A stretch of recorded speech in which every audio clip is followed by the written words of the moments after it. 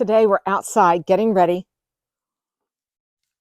We're winter sowing a couple of flowers that I have had a lot of luck with winter sowing. And winter sowing is where you take any kind of jug that is pretty much see-through, because you're going to create little tiny greenhouses for your plants.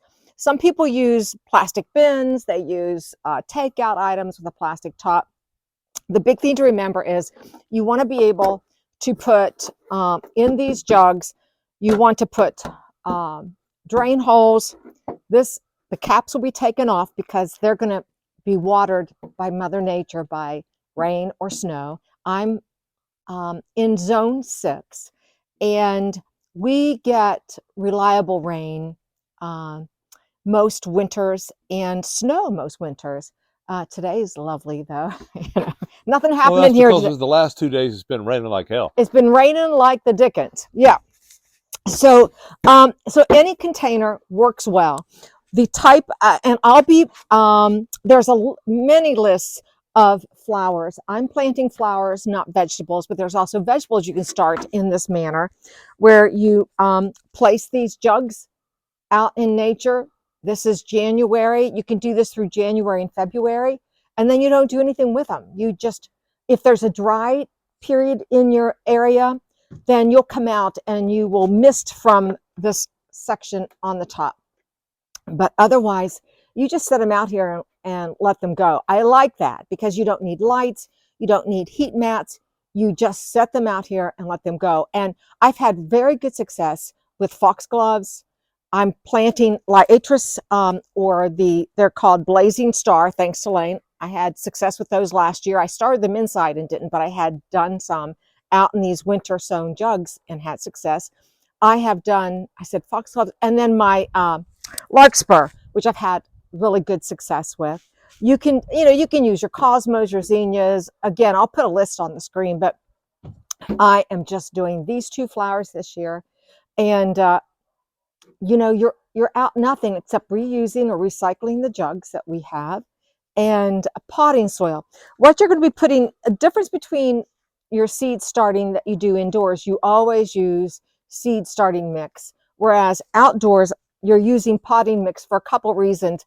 It's definitely more dense. It'll hold the moisture, so they won't be drying out as quickly as your seed starting mix does, and the density gives it a little weight. I've gone ahead and done a couple of my jugs just to get started, because they'll be sitting outside, and I will have them probably sitting up here on this deck. I usually have them down on the lower deck, but I've been watching how the sun is up here, and I think they're going to get a little more sun. Although, as long as they get light, they'll be good. But you do want them to have a sunny spot, protected from wind. So this fence protects them from heavy wind where they might get blown around. You want to make certain that they can get moisture. They don't want to be under cover. You want them out where they can get the rain or the snow. So this area will be really a good place, or down by the rain barrel that I have on the lower deck. But this year I'm going to keep it up here. I like how the light is. I'm going to, experiment if the light's better and if I get even hardier plants, but I've had success even on that lower deck. So let's get started. The first thing you want to do with a jug like this, you want to put your drain holes, and be very careful with what you're using. Careful. It just scares me to death. Drives Reggie crazy. But I always use just a X-Acto knife or whatever this is called, and just a knife, a razor knife, yeah. And I usually put 4 holes on the bottom, just for drainage. And then you want to create the top for your dome, and you always want to make certain you have a handle. So I start right about at where my hand is, and then you're going to cut straight across. I go up a little bit.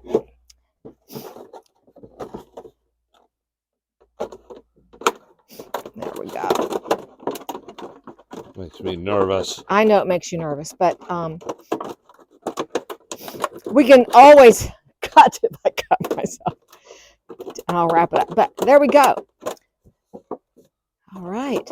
So we're making our dome. I'm going to have to cut this out just a little further. Cut that in. The reason you want to be able to create this dome is when the temperatures start getting above 50, You see the germination. You want to be able to open these up so that they don't get too hot within this container. You want to be able to open it up during the day when the temperatures rise before these plants, it'll be around the middle of May before I can set out all of these plants.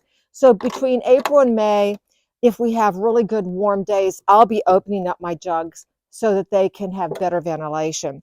But until then, what you're going to be using is I use duct tape to close up your jugs. You want to be able to, once they are soil in here, you're going to be using duct tape to close these up to keep them nice and warm and toasty, because that's what we want. We're creating a little greenhouse effect. You can use clear tape, you can use anything you want, but we want to close these up and keep it nice and warm and toasty. That looks good. That looks good, I know. The other thing you want to make certain you do, I just have 4 jugs, 2 for the Blazing Star Liatris and then 2 for the Larkspur. But I have gone ahead and marked them on top of my jugs. You can also use, if you have more than what I have and you're doing like 7 varieties and they start washing off, you know, because these markers, they hold up a little bit, but they can be worn off with rain and snow. You can always mark one of these little sticks, stick them inside your jugs where they're going to have a little more protection. So we've got this down. We know how to make our jugs. We've got our water holes. The next thing we want to do is the soil. And I have a regular potting mix right in here. And then you want to moisten it no different than what you do for seed starting, so that you want it moist so the seeds have a chance to really germinate, but you don't want it to where it's pouring water out, because these are how they're going to get started. And you're going to fill up your pot, no different than seed starting trays if you've ever started seeds. If you haven't, I recommend trying this winter sow, because it is just a lot of fun.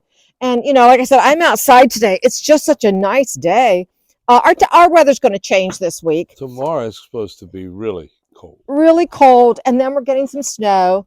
This is the middle, the couple first weeks of January by the time this video goes up. And we're going to get some snow in the next couple weeks, but nothing heavy. The mountains get it, which is nice. So you're going to pack it in. You don't want air holes, for the same reason you don't want air holes in your little seed starting trays, because you want those roots to really be able to pack in there and get a good start. So always give it a nice little tap. And then we're going to sow our seeds right on top.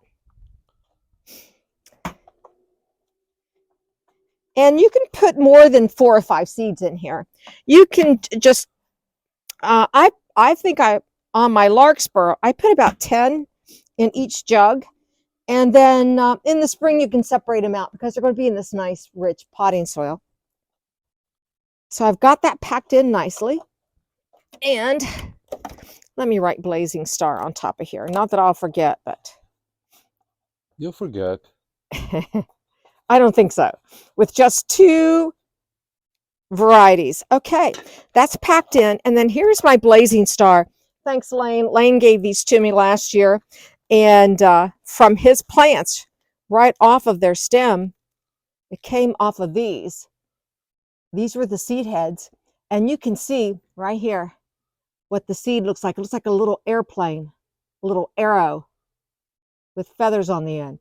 So those are my seeds, and I have tons of seeds. And I'm going to scatter these right on top. And then I will put a little layer of, let me get that out of there, all these little feathery things. I think, Red, you can get a little close in there. They're all going to go in there. Way, honey. I know they're in there. My hands are in the way.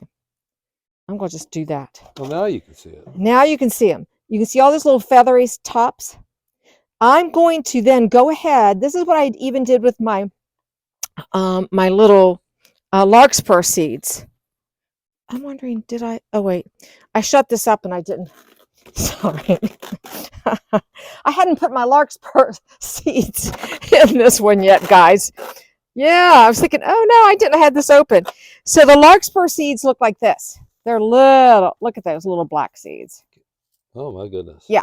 So we're going to put You just those. scatter those? I'm going to put like a little 1/8 inch indentation. I'm so glad I saw I hadn't done those. You would have been disappointed come April or May. I would have said, What that was the poor hell? germination. What happened? What the heck happened there? So I'm writing a seed just company. scattering. I'm dashing off an angry email. So I'm just scattering. There look to be like 10, 12, 15 seeds in there. And then I'm just going to go ahead and cover them up with a little bit of soil that's in here. Very lightly, cover that up in those little holes that I put in there. There's probably about 2 in each hole. I'm not going to get too concerned about it. And the other thing I'm going to do that just makes me feel better, even though the soil is really moist, I'm going to go ahead and moisten the top of the soil. You're using your little mister. Yeah. I have my big mister here. I want to make certain that the seed is wet. If I can't see, that's a black seed and I can't see it. And it's wet on top of the soil. And then we'll close that up. I am so glad I thought about that. It's all for you guys. I didn't want to, how boring could this be if you see me repeat all of that? Okay, I might have to put an extra piece on that since I opened up. Now back to the blazing star. You can see those guys. I want to press them into the soil, and I'm going to wet those down and then add soil. Just like that. Make certain they're making contact with the soil. That's the biggest thing. If they don't make contact with the soil, how are they going to germinate, right? All right. Yeah, so I'm glad I have an audience here. Yeah, you needed someone to respond. I did need a response. Okay, so they all look like they're pressed in, nice and tight. I'm going to moisten those little arrowheads. And now you'll put soil on top. I'm going to put soil on top of these, just a little bit. It's not going to take much. Yeah. Get those really contacted They look in. nice and wet. Uh-huh. Okay.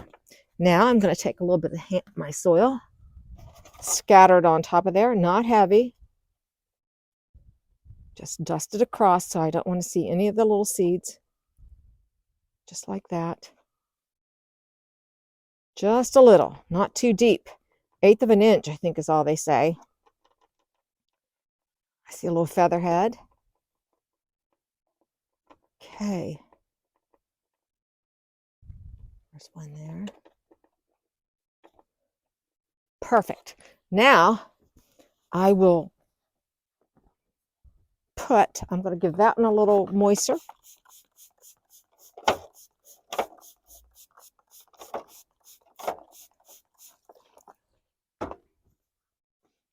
Watch that. And then get my last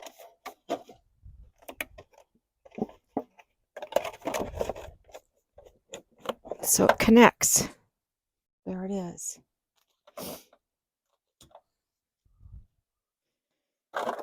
And guys, that's all there is to it. Again, if you have several weeks of dry weather or even a week of dry weather, you want to get in there with your mister and mist them. You don't want this drying out either. I feel real good about where I am here in West Virginia, that I'm not going to have problems with that. And when it comes to misting, you're just going to put your mister in like this and give it a spray. You don't want to put any kind of a watering can because that'll disrupt the seed and they won't be able to make contact with the soil. So that's it. Outside of just getting these seeded up here, I'm still trying to think. I think they're going to go where Reggie is standing over there by my big pot on the ground, just like this. I'm going to scoot around your Reg. They're going to be sitting right here. I'm going to scoot this out of the way, my guy. And this is where they're going to be until they're ready to be taken out of their pots and put into the soil. So that's it for winter sowing, my Liatris and my Larkspur. And I'll keep you posted because it's so exciting when you see the first seeds germinate. So that's it for gardening on the West Fork. Till the next time. So thanks for watching and give it a try. We'll see you the next time. Bye.